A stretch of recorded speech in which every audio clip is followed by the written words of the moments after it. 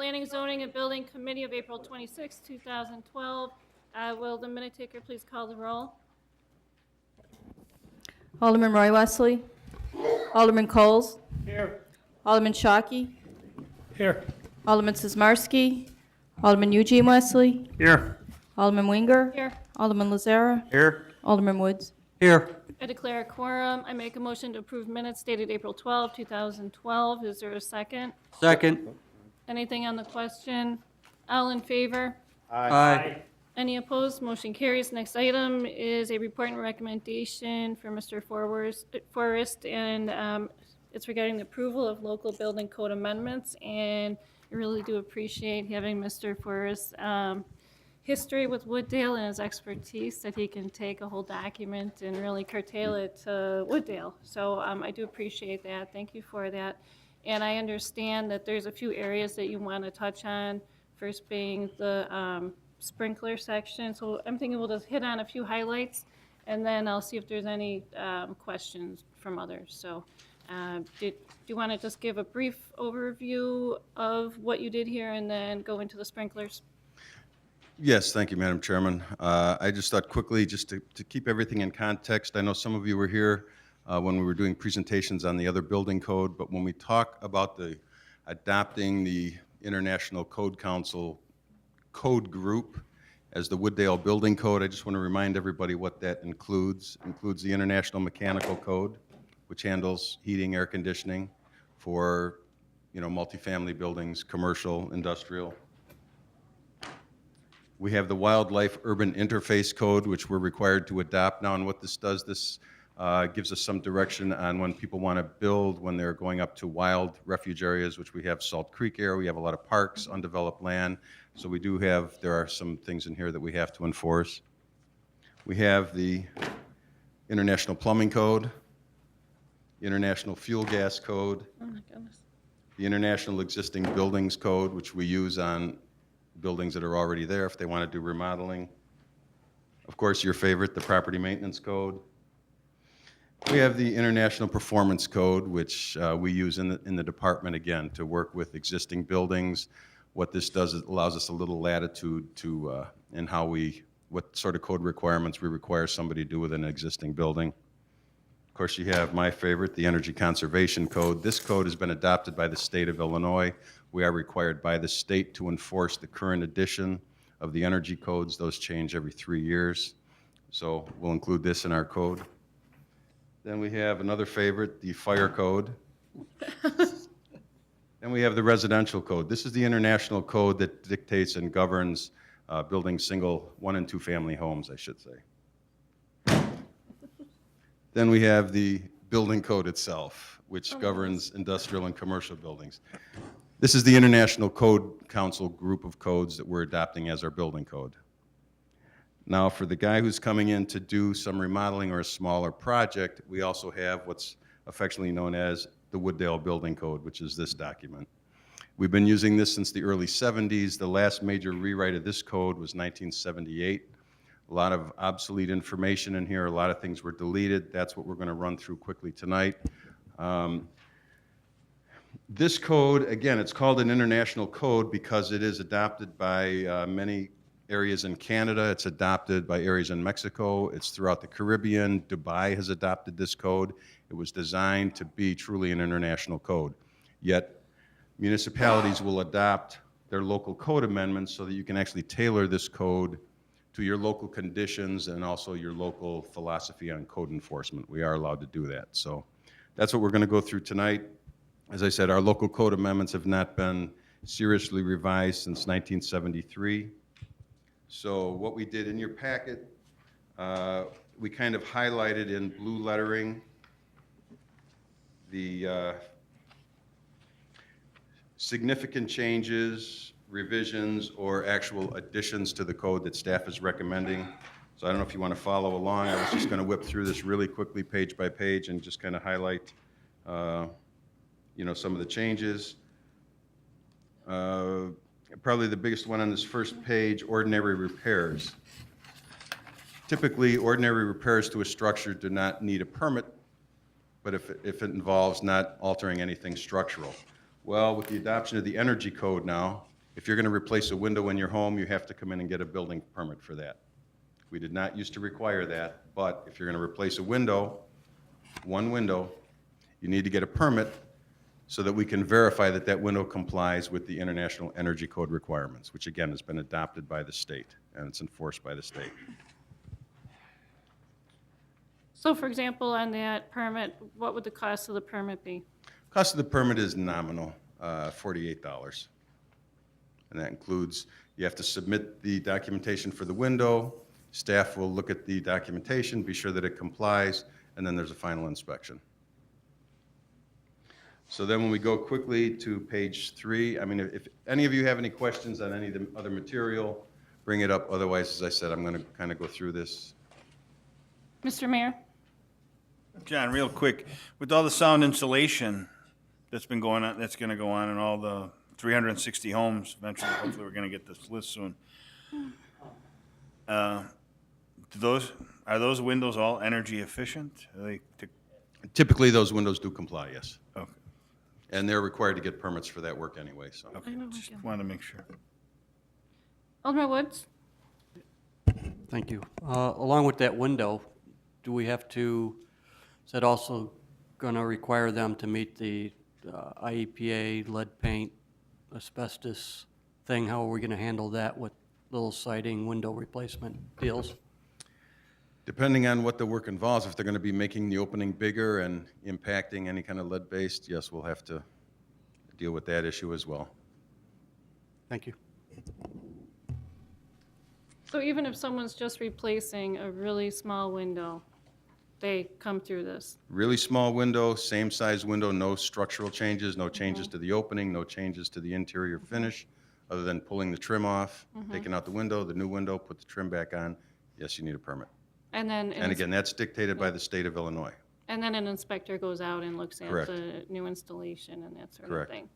And then, do they have it checked before they install it? Do they come in with City Hall and say, here's what I'm gonna buy? Well, yes, they have to, when they come in to get the permit, they have to give us the information about the window so that we can check and be sure that the insulation value is correct and that sort of thing. Okay, thank you. Alderman Coles? Okay. All right, I'd like to skip over then to page 3. And we'll touch on this later in the code. As you know, that the new code does have some requirements in it for sprinklers and 1- and 2-family dwellings. Just to give you a heads up, at this point, staff is recommending we delete that section and add a revised section. But along with that, I think staff agrees that it's very important that there be an early warning system in a house, which is why for years the code has required smoke detectors, interconnected smoke detectors, so that if one goes off, they all go off. In a new home, you have to have a smoke detector in every bedroom and also in the common areas, mechanical rooms, basements, that sort of thing. They all have to be interconnected so they go off if there's a fire. We have a section in the code that allows people to do alterations to a home. If you're doing an alteration that's under 50% of the value, you have a certain group of parameters that you have to comply to. If you're doing alterations to a home under 25% of the value, you have fewer things you would have to comply to.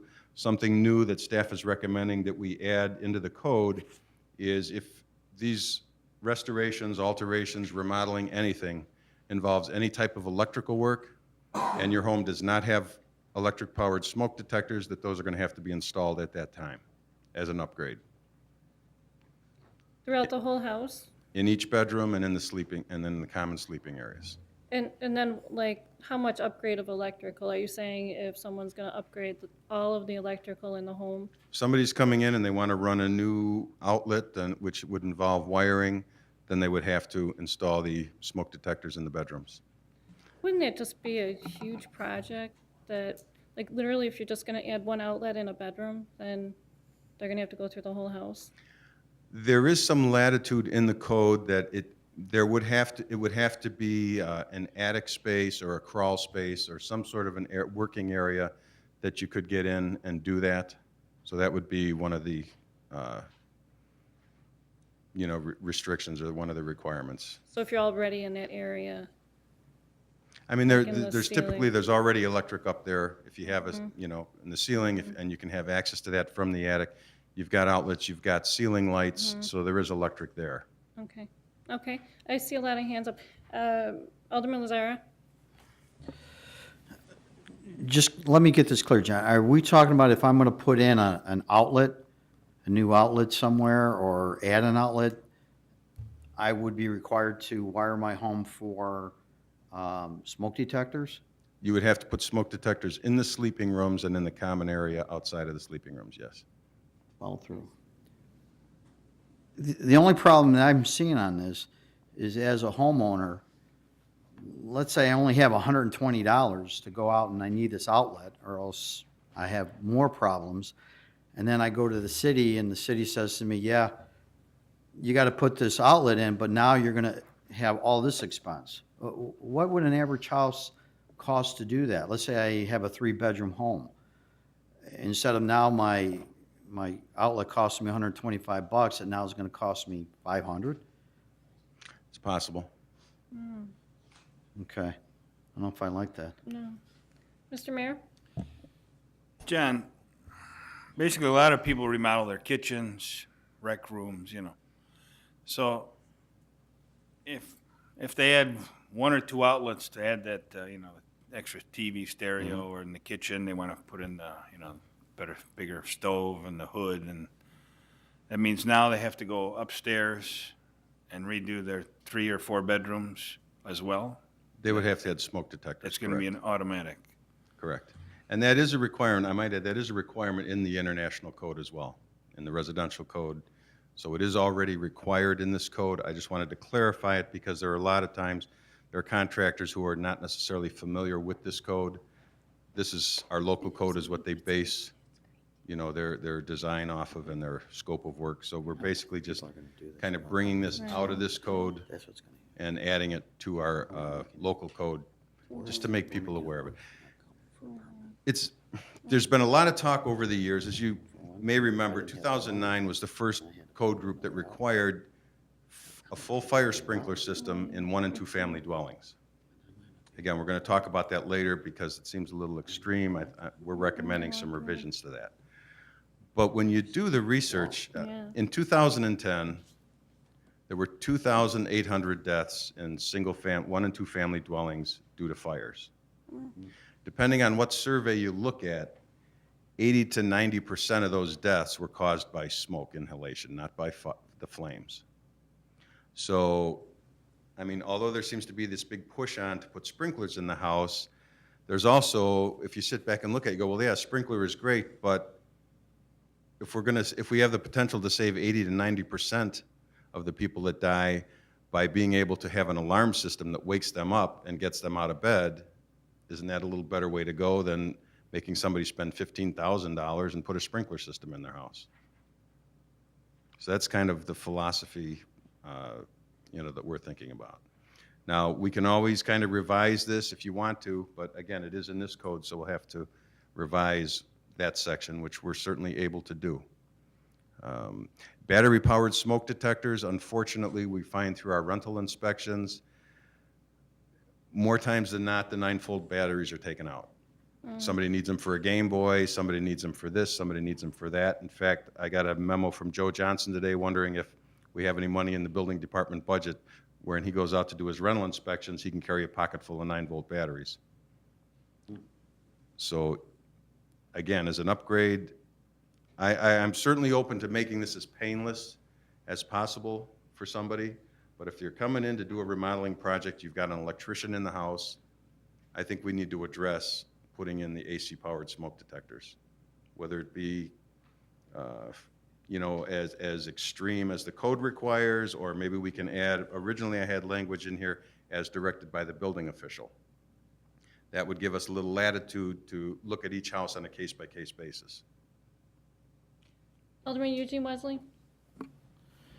I really think we need to revise this one, because Frank summed it all up. If you change the outlet out, you're looking at adding another $500 cost on a resident here to update. Because if a guy's a licensed electrician, which we have them in this committee, and he decides to change this outlet out, you're gonna require it. But the problem is, so now they even have to come in and do a permit for changing one outlet out? Or how are you No, gonna monitor? no, How are you no. going to determine if Not- they install, but we're talking about, the conversation was going with one outlet up here or something, that they would have to update everything.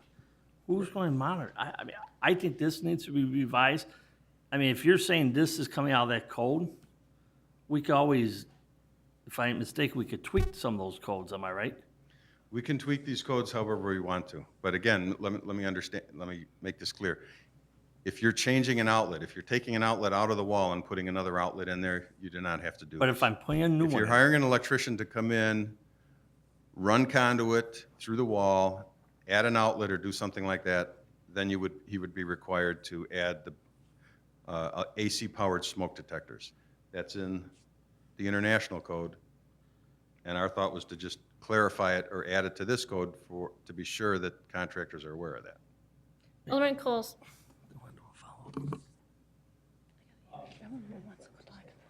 Isn't it true on commercial buildings now, when somebody moves out and they have to put in a electrical, fire alarm?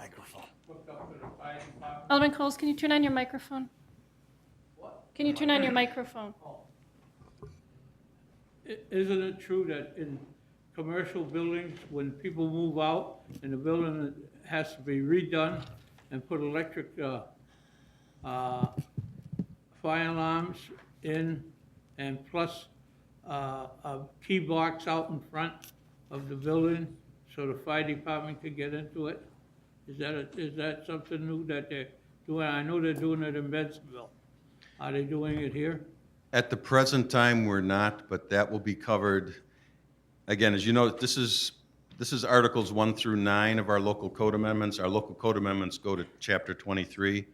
The May 10th committee meeting, we plan to go from Chapter 10 through 23, and Chapters 10 and 11 are the fire prevention and fire protection sections.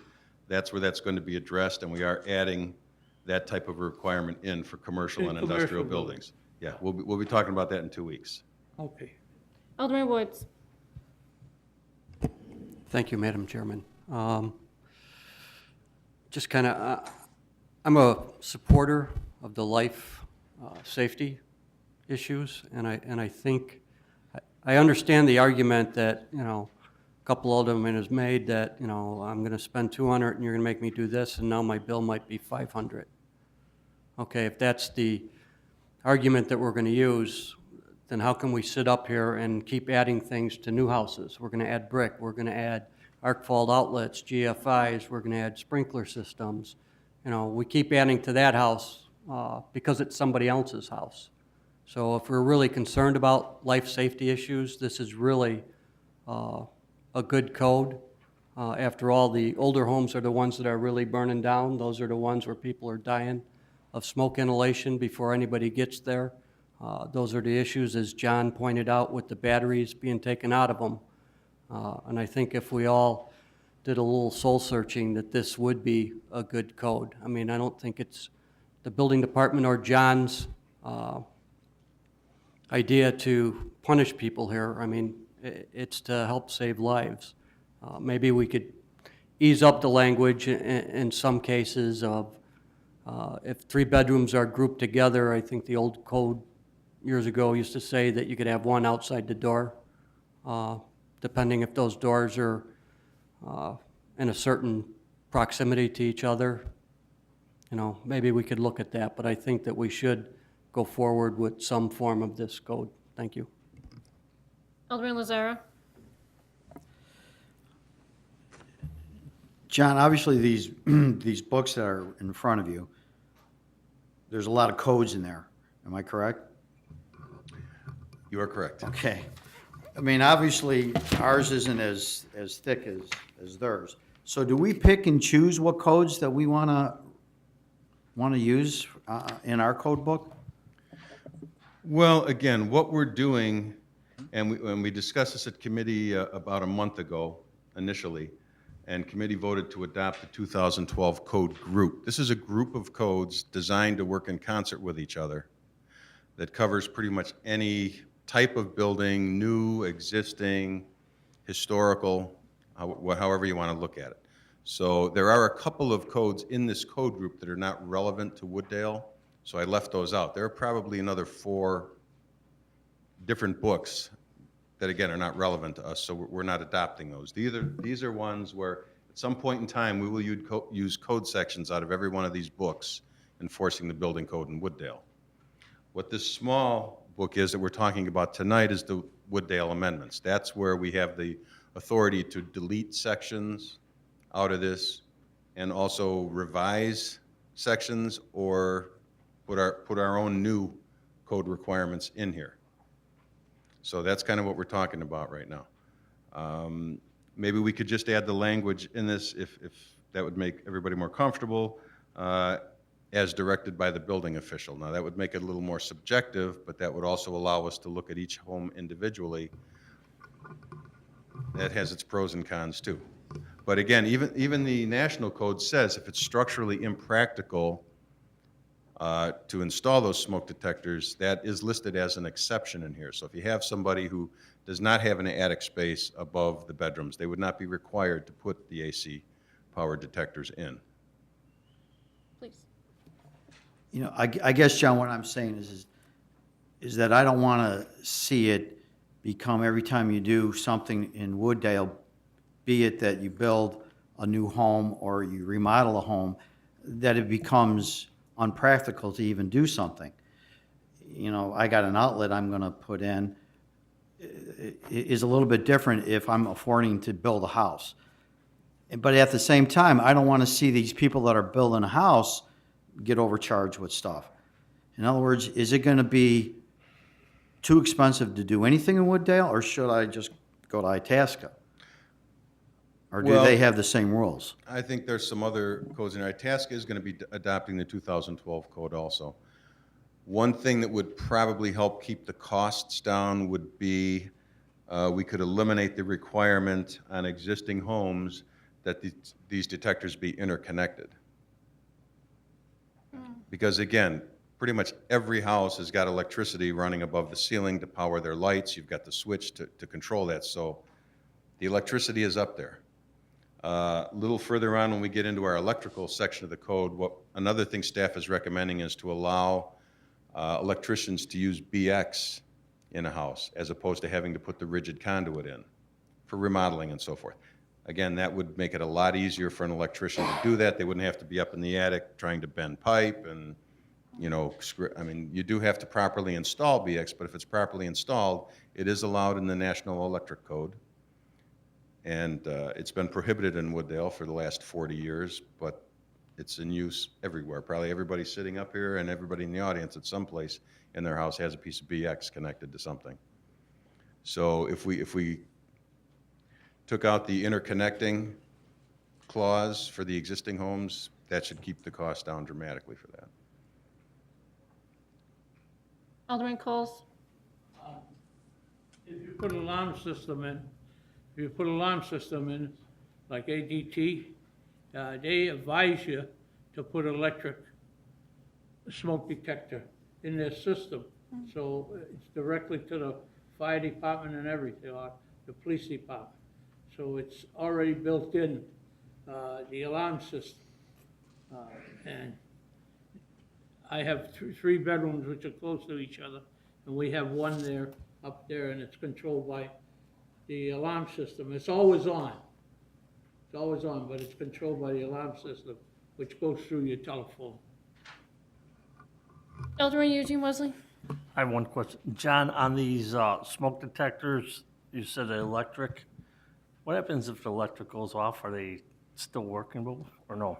Pretty much every I- AC-powered smoke detector on the market today, you also has a place to put a 9-volt battery in, so you have the battery Okay, backup. I wasn't sure. Yeah. So, thanks. I like your suggestion about not having the interconnectedness in the ordinance. I think that might help. It sounds like it, although don't know a whole lot about I that. think that would definitely help keep the costs down, and it's important. Actually, one of the police officers sent a video to me a few weeks ago that I was really thankful for. And again, we have a lot of stuff to cover, so I'm not going to dwell on this. But I just want to point out about smoke detectors. NFPA did a test not too long ago, and they went into an existing home that had one smoke detector out in the hallway near the bedrooms. Each bedroom did not have its own smoke detector. And they chose a family that had a 2-year-old, a 6-year-old, and a 12-year-old. They activated the fire alarm, or the smoke alarm. They let it run for about 15 minutes. The 2-year-old did not wake up, the 6-year-old did not wake up, the 12-year-old woke up, pulled the covers over her head, and went back to sleep. So what they did, I mean, this particular video, they also then showed a new type of smoke detector that's still in development. It's not readily available, but it's one where a parent can actually record the message. They did the same test over with the new smoke detector, and within 2 minutes, all 3 kids were up and out of their bedrooms. I'm not saying that we go that way, but what I am saying is I think it's important there to be a smoke detector in every sleeping room. That's the point. Okay, so it sounds like, is anyone not in favor of having it not be interconnected, but making the amendment? Okay, so, So that's, okay. Let's see. Okay, we Yes. could skip over then to, again, unless anybody has questions, I think we could probably go to page 7.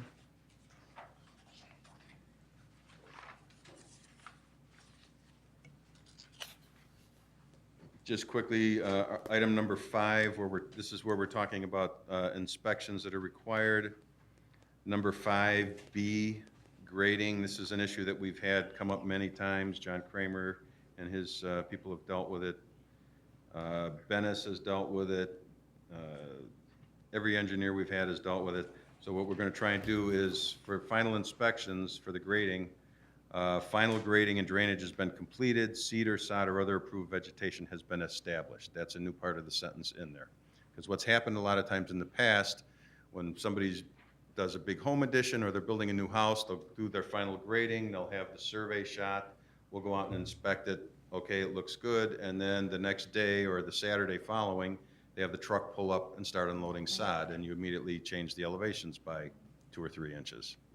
So it's our thought that the final inspection will not be done until after the vegetation's been established. Alderman Woods, What does established mean?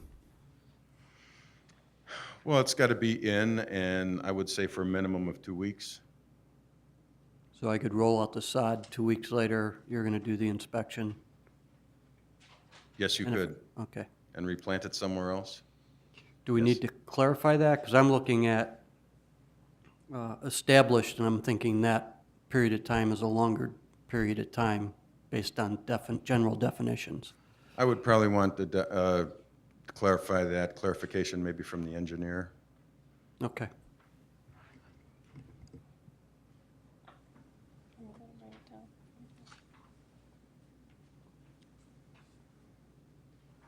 Okay. Alderman Eugene Wesley? I have a question on it, on the, okay. When we give partial occupancy on these homes, and we do, Correct. and there's been a lot of times that we have gone back and they still have not met the graded, you know, the grading stuff. Why do we give them, and we let it go for years and years and years because they got partial occupancy in the house? I mean, shouldn't it be that they can't have occupancy to that house until everything is completed? I mean, there's a house out there, and I'll tell you right now, it's still got partial occupancy, it's got a drainage problem, and we still allow that to happen. I would have I to mean, why see- will that not be in this code? I would say, I would be hard pressed to find any that we've let go for years and years and years, not to say that there haven't been some, may have slipped through the cracks, but as we get there in the next couple of pages, you'll see that we want to revise the occupancy certificates to include specific list of the items that have to be installed and when they have to be installed by a deadline for them. There's a whole variety of reasons why you might give somebody a conditional occupancy of a house if everything is not totally completed. I mean, it could have to do with them getting their loan, it could have them do with having to be out of their other property and be living in the street if they can't get into the house, and perhaps the weather's been bad, they haven't been able to finish the grading or plant the grass. I mean, there's just a whole list of items that we consider before we give somebody a conditional occupancy. But depending on what the item is, at certain times, they're actually required to post an additional bond. So we do try and keep that under control. Any other comments on this item? Okay, so I believe you have the direction on this item. Okay. Okay. Quickly, page 8, number 8, where it says occupancy, we'd like to add a new section, small letter B, vacant structures. Vacant structures of any type posted by the City of Wooddale Building Department must call for pre-occupancy inspection.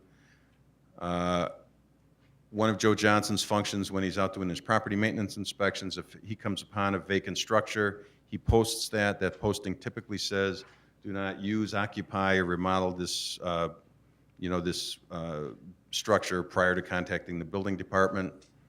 A lot of times people ignore that and they'll just move in. So now we're actually putting this in the code that any sort of a vacant building that might be out there, be it commercial, residential, business, must be re-inspected prior to reoccupancy. Okay. Alderman Woods. What criteria do we use to determine if it's vacant? I mean, 1 week, 2 weeks, 3 months? If I have a rental house and it takes me 2 months to find a new tenant, is that vacant and then I gotta go, you're gonna slap a sticker on it, which looks terrible? We do that. And then I have to get a reinspection? Typically, if it's, I believe there is a definition about what's considered an abandoned property or vacant property, but if it's, even if it's a rental house and it's empty for any period of time, it does get posted. But is any period of time 1 day, a week, a month? We could define that as 30 days or something if you'd like. Right, it would be nice if we definition in did there. something to define it, just so that there's less argument when it comes up. Thank you. Although, again, you could have a tenant that moves out under duress and completely trashes a place and is out of there. I mean, the place could be empty for a day or 2 days, and the landlord could get another tenant to move in. We should probably get in there and take a look at that place. Right, I agree. I'm just, and I see both sides of the coin. I just want there to be a rule that we can understand with a time frame that we can understand, so it isn't subjective.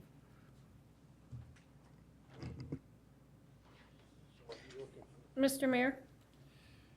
John, for the rental, that's a once-a-year inspection? It's not if a tenant leaves, you re-inspect the premises before the next tenant comes in, correct? Correct.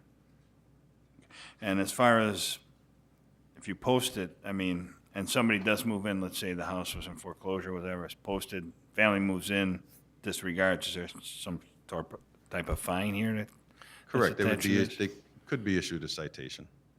But it's not in the book here or anything. You have it written somewhere else? Well, when you get to the early part of the code, it talks about, citations being issued for noncompliance. Yeah. I mean, we're not trying to be punitive about this. We're just trying to get into some of these vacant structures, particularly the commercial and industrial that have been sitting vacant. And again, we're going in to look for life safety issues. Let's see. So Okay, Mr. Forrest, so if the family is in the house, let's say they move in, then, we could issue the citation, but what's the end goal? That we get in there and we point out anything that they need to repair to make it inhabitable? Correct. And Yeah, and it's the typical life safety inspections. You want to be sure the water's on, the sewers, sewers working, there's ground fault outlets at the sinks and in the bathrooms, those types of things. Smoke And- detectors. And they would have a certain amount of time to comply. I mean, they could stay in the house unless it was a wretched condition, right? Oh, sure, certainly. Okay. Yeah. Okay. I think on the same topic, it sounds like Alderman Eugene Wesley? So, do we come up with how many days we're gonna put in this? Or are we doing it immediately we found a vacant property? Well, I know init- there was a conversation up here in Actually, we really didn't set a certain amount, on a certain number of days. I mean, personally, for commercial and industrial buildings, I think if they're vacant for one day, we should get in there before another business or company moves in there. If you as the council want to give a little more latitude on that towards the single-family residents, that's why we're talking about this tonight. I want I to, mean, Mr. Mayor, did you wish to say I anything would else? give a week. Okay, and then I believe that with the foreclosures, the people that are foreclosed on could rip out a lot in that home. And let's say someone else comes in soon, that house should be checked out. I mean, plumbing fixtures could be pulled out. There could be a lot of hazard. Alderman Woods? Yeah, thank you. And I agree with the statements just made. There could be a lot of things that are wrong, people pulling stuff out. I get that part with a foreclosure, especially if it's a bad foreclosure. But John touched on something that when they went in, they would inspect and then look and see if there's GFI outlets, and of course, obviously, the smoke detectors. So my question is, how much are we looking at, and how much are we gonna require the new owner or occupant to put in? How extensive, are we gonna ask for arc fault outlets along with GFI outlets at every sink? Where's it start and where's it stop, I guess is my question. Typically, the rental inspection, we would, unless somebody's coming in to do remodeling where they have an electrician on site, our rental inspections verify that there are battery-powered smoke detectors. At the minimum, there have to be GFI outlets in the bathrooms and within 5 or 6 feet of the kitchen sink. We want to be sure that the furnace vents and the water heater vents are not totally rusted and corroded and leaking. I mean, it's a pretty basic life safety inspection, and for an existing house that nobody's doing any work in, that's all we look for. Thank you. So in terms of time frame, I almost think it has to be subjective, and we really may not even know how long it's been vacant. And it might be just a matter of, Joe Johnson or the inspector knowing which houses are suspect and having the latitude to post it when he feels it's justified. I mean, is that something that we can live with, of more subjective in nature? I'm not open to that subjective. I mean, what's the criteria? Joe Johnson just walks around and looks and goes, it looks like it's vacant, and we'll slap a sticker on it? Or do we check they haven't used water in 3 months, or there's no electric? I mean, there's a lot of criteria, and I understand what you're saying, but I personally don't like to leave that much up to one person to make those decisions. Well, I should have clarified, yeah, he doesn't, I mean, if it's a rental property and he has some history with the landlord, and then after time what landlords take care of their properties, what don't. Yeah, Joe will come back, he'll check with the finance department, see if they have an active water, if they're on the water billing. The homes that need to be posted are usually pretty obvious that there's going to be some issues there, and we need to get in there before somebody moves back in. Okay, just a follow-up question, because we kind of go back and forth with rental property, foreclosure, vacant house. They're 3 separate entities, really. Could be the same, but in general, they're 3 separate. So if I move out of my house early and put it up for sale, is that then vacant and you need to inspect it before the new guy buys it and moves into it? So is that another way to get around inspection issues and get into homes that are for sale to inspect them? And if so, what are the rules? That's all. Well, I guess we'll take another look at this. I'll talk to Joe Johnson about maybe we can narrow down the parameters. Yeah, I mean, a home that's been well cared for, that's up on the market for sale and happens to be vacant for 6 months, possibly wouldn't need an inspection. But a home that somebody walks away from and goes into foreclosure, and they take half of the fixtures of the house and the copper piping out to sell it at the junk store, yeah, that needs to be inspected. So I'll look at that. We can. Thank you. I'll submit a revision. Mr. Mayor? John, basically, I was going to say, You're talking about commercial, industrial, you'd want to get in there right away, so why couldn't you categorize them? And somebody who's renting a property, they should be registered with the city, so if Joe Johnson drives by and sees it's vacant, it might take him 2 months to, I mean, we're gonna penalize the guy if we know he's been taking care of his property, he's always done his inspections and whatnot. I mean, there should be some type of Sure. something, That makes sense. so it doesn't look like we're just out there looking to make money. I like common sense, yeah. Okay, I think we're ready to move on to the next topic with understanding that you're gonna talk with Joe Johnson and come up with some more Okay. information on that. Let's see.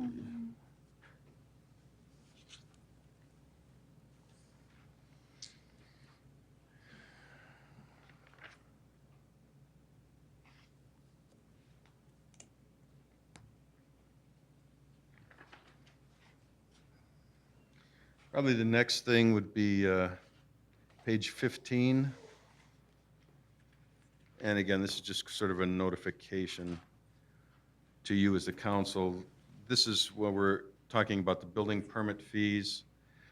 Just so you know, the electrical fee permit section in our old existing code was written back in I think sometime in the 60s by the electrical inspector that was here, and it was about 10 pages long.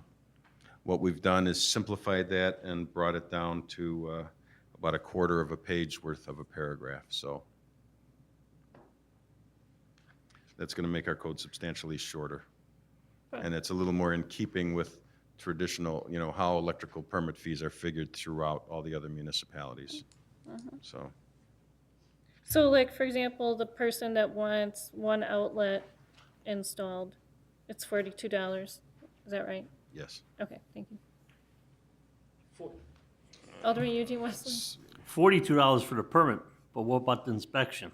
Is there a fee on inspection? Inspections included, Okay. Unless there's a repeat. correct. And then what's a repeat? Typically $48. Okay. So you want to get it right the first time. Right. Let's see. Okay, next section would be on page 19.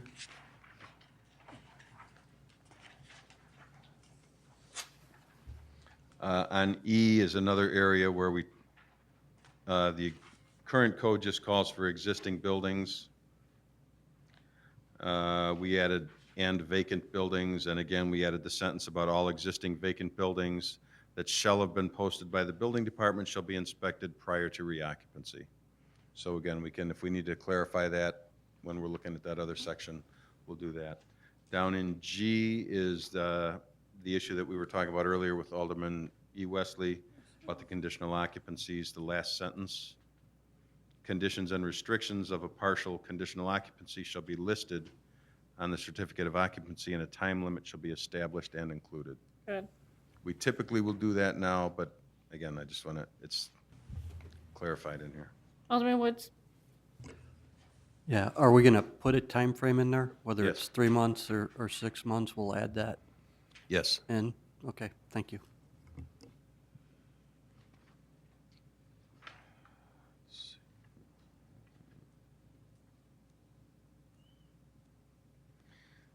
Page 22.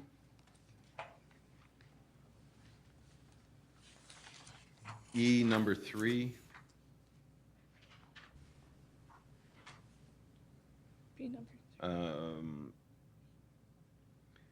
Kind of gives us a little more police power where if there's unsafe conditions existing in a building and we're unable to contact the owner, or they have not complied within 48 hours of when we served notice upon them, and then we added, or the existing conditions are such as to present an imminent hazard to life safety, then I, as the building official, would go to the city manager, and he's authorized then to have the city go in and do the repairs and then recoup the costs from the owner. So we just, again, are kind of clarifying that section a little bit. Down on section 124, emergency measures. Number 2, that's a new sentence that we're adding in there. When a building or structure is disconnected from the city water system or the city sanitary sewer system, or an existing private water well system ceases operation, the building official shall consider this building or structure as an unsafe structure by reason of improper sanitation, and said building and structure shall be posted as unsafe, do not occupy, until such repairs or reconnections are completed. And then in my notes, I'm also adding the 2 words, "and approved." So we have had situations before where water's been turned off. I know we give people some extra time to pay their water bills and so forth, but after a certain amount of time, by definition, if you do not have water in a structure, it is by definition unsafe because it's unsanitary. So this is, again, kind of clarifies that and adds that into the code. Alderman Eugene Wesley? Can we back up to that one that we will give the building department has violated for 48 hours, and then the city will go in and the city manager will authorize to make the repairs? Well, not really repairs, but just secure the building. So they And won't abate- be in the building then? No, no. So we would lock the building down? Yeah. For example, the fire we had on Irving Park Right. several weeks ago. For some reason, that owner actually happened to be in Florida at the time. Fortunately, he had a management company, but if something were to happen, people are out of town, there's a landlord who's not responsive, and a building needs to be boarded up, then we would just go ahead and do that. Okay, because also this was, I think the reason why we put this in, because several years ago, we had a microburst through our community. There was a person out of town in Florida, and we knew they were in Florida, but no one wanted to pull the trigger to board up the house. Correct. So that's why that's in here, Now we can do that. because we didn't do it, we went ahead, did it ourselves. Okay.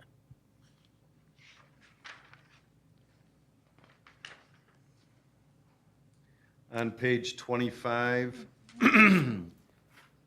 D1 and 2, our old code called for public liability insurance of $100,000. What we've done is we've upped this to be consistent with the city's current requirement for liability insurance to $1 million.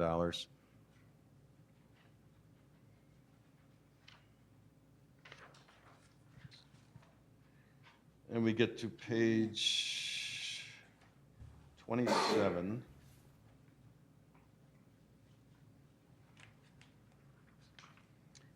Really, it's under general adoption of the code comments. We're just talking about deleting and reinserting certain sections. We want to refer in the International Building Code to the Illinois State Plumbing Code, as opposed to just the International Plumbing Code as being our governing document. We are mandated, we have to adopt the Illinois Plumbing Code, so that needs to be added in there. There's another section in the International Code called work exempt from permits. And a lot of the work in this code that they exempt from having to come in and get a permit for, we do require permits for it. So that's why we're deleting that section out of the International Code. We're referring back to our section that was near the beginning of the code that we already talked about. International Residential Code, this is on page 28 at the top. We're recommending including certain appendixes when we adopt that code, and we're recommending deleting section R309, which requires fire sprinklers in attached garages, and deleting section R13, which requires a full sprinkler system throughout in new 1 and 2 family dwellings. And we'll get to our proposed revisions later in this discussion. I get a little mixed up on the iPad here. It's page 28, Correct. 27, start.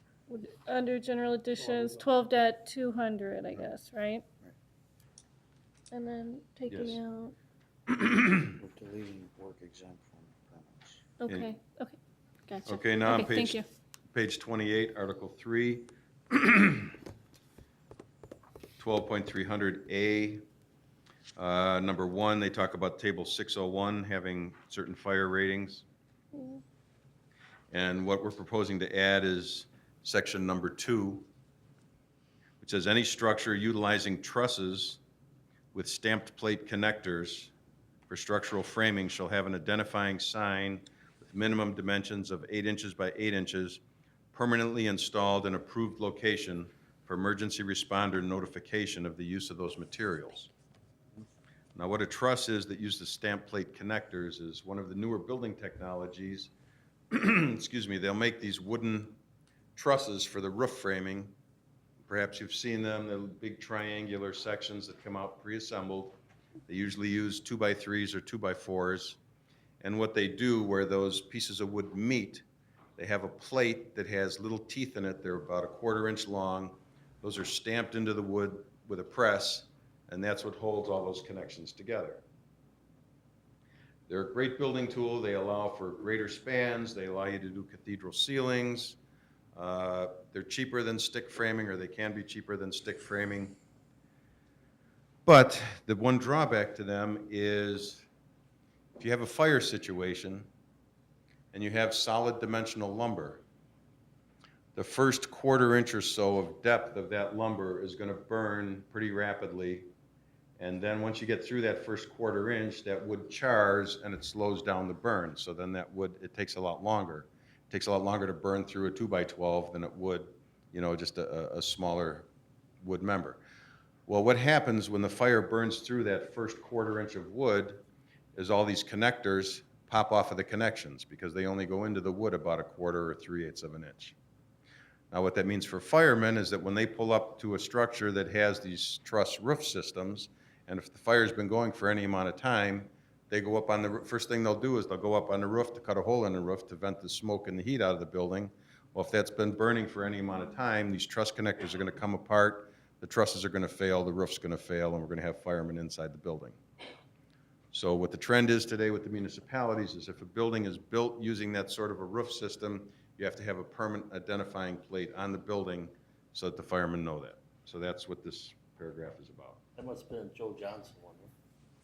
Huh? No, actually, that was mine. Thank you.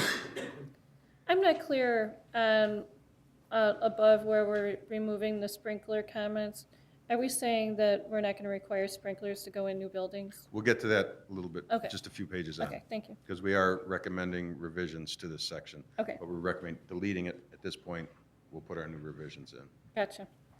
Number 3, any structure utilizing a TJI or similar engineered lumber product for structural floor or roof framing shall have 100 square feet of 5/8 inch Type X drywall installed above any flame-producing mechanical equipment. For those of you that may not know what a TJI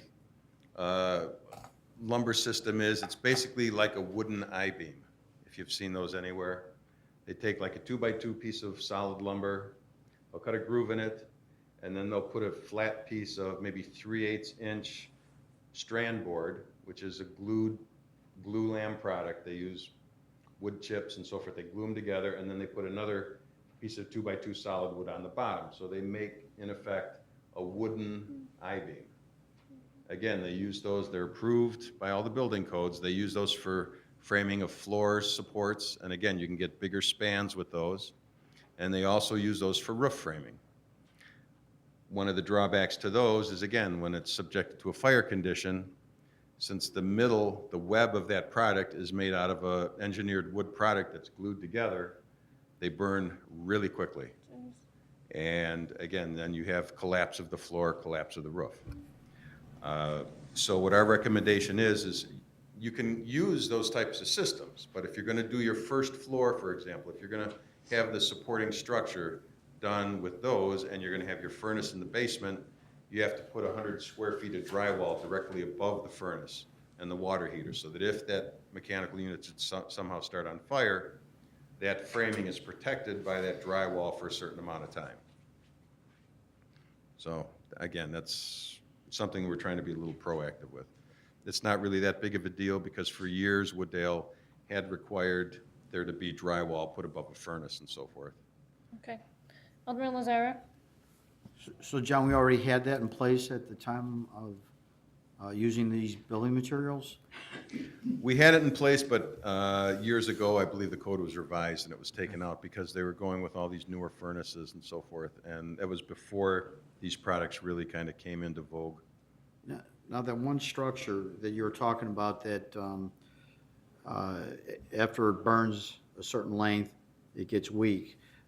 Is there any way to identify homes that already have that existing type of structure, or is that too much to find out? Well, I mean, by memory, do we kind of remember what houses? Yeah.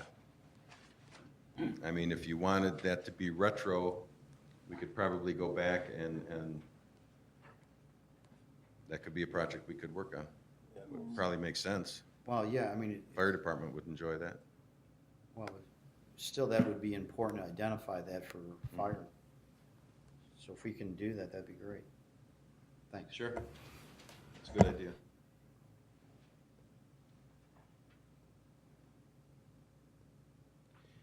Okay, the next section we have under this group is not in blue lettering. It's not a new section, but we highlighted it in yellow for your discussion. And that is our existing brick and masonry ordinance. And the reason it's highlighted is staff thought it prudent to bring up for discussion once again as to whether or not you as the council would like to perhaps remove, alter, or leave this requirement in the code. Staff has their various opinions on it,